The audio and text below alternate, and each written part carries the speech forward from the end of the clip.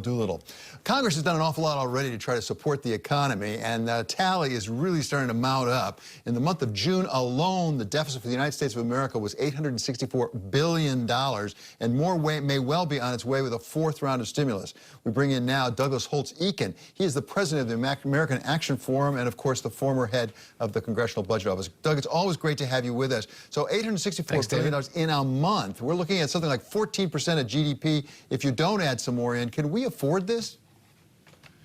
We can't afford this, and you know it's painful to see numbers this large. There's no question about it. The money is not free. I want to come back and talk about that. But in this moment, the most important thing is to support the American people, get businesses back on their feet, and get the economy to recover. And that's the route to getting the budget in better shape. That's the route to getting everything that we care about, better incomes, less inequality. All of that comes with getting the economy back to full employment. So do what is necessary. Focus on what is necessary. Don't do things you don't need to do. And then recognize that at some point in the future, you know, 2023, 4, 5, there's going to be a moment of reckoning when we have to be able to control the growth of the debt. It can't grow faster than the economy forever, and that will require some very difficult political choices in terms of higher revenues, reduced spending, and that moment's in the future. Doug, you say the money's not free, but it seems like Jay Powell, the chairman of the Fed, has done pretty much everything in his power to be pretty darn close to free. How much is the Fed really supporting this borrowing level by keeping those interest rates so low? I think the Fed has done an extraordinary job of insulating the financial markets from the larger fallout of the COVID-19 pandemic. I mean, if you think back, we had this enormous cash flow hit. There was a mad scramble for liquidity, and the Fed really flooded markets with liquidity, provided that, and by and large, financial markets have functioned very well. In doing so, they cut rates to zero, and there's a lot of cash out there. That's made it easier for the federal government to borrow, but I think markets would have provided this financing anyway. It's essential to the recovery that the federal government have a large role, and I think market participants are going to be far from shy about that. What more needs to be done? I mean, there is talk right now in Washington. In fact, I think most people sort of think there's going to be another wave. It's just a question of when and how big it is. But have we learned anything about what's the most efficacious way to put money into the economy from what we've done already? Well, what you hear people talking about are, you know, how much will we have in unemployment insurance benefits, another round of checks, let's get money to states and localities, including the schools. But I think there's too little discussion of the lessons we should be learning right now. For example, with California and other states, this is far from surprising. From the beginning, we knew there would be likely recurrences, regional outbreaks, and some headwinds from the virus itself. And the question becomes, how can we continue to operate the economy in the presence of this virus and not have to shut it down? To me, that says focus on the businesses. What does it take to make those businesses safe for employees to go back and work, safe for customers to go in and engage in commerce?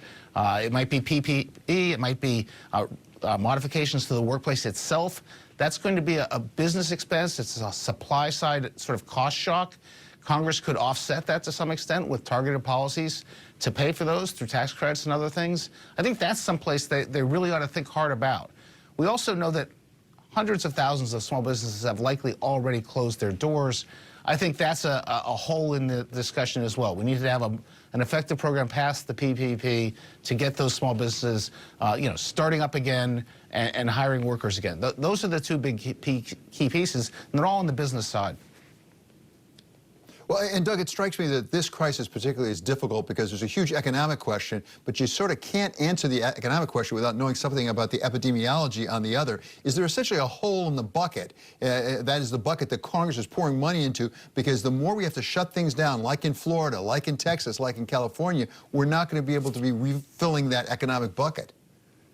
I think that's a very good point. You know, we know from looking at the Fed data, for example, that households have about $2 trillion more in the bank right now than they had in February. We have poured money into the household sector, but there's no place for it to go. And you don't get a virtuous cycle of recovery out of it until we get the business sector opened up. And so, to me, the mistake is to have either too much confidence on the virus side, say, oh, we're going to have a vaccine or it's just going to go away, or too much belief in sending out checks as stimulus and it's all going to be fine if we just do that.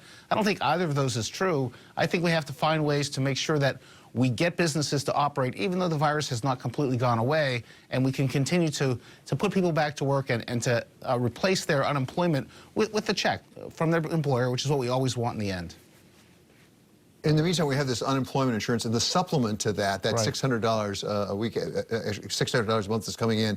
Where are you on the question whether that's actually discouraging people? I hear conflicting stories on that, whether it's discouraging people from going back to work.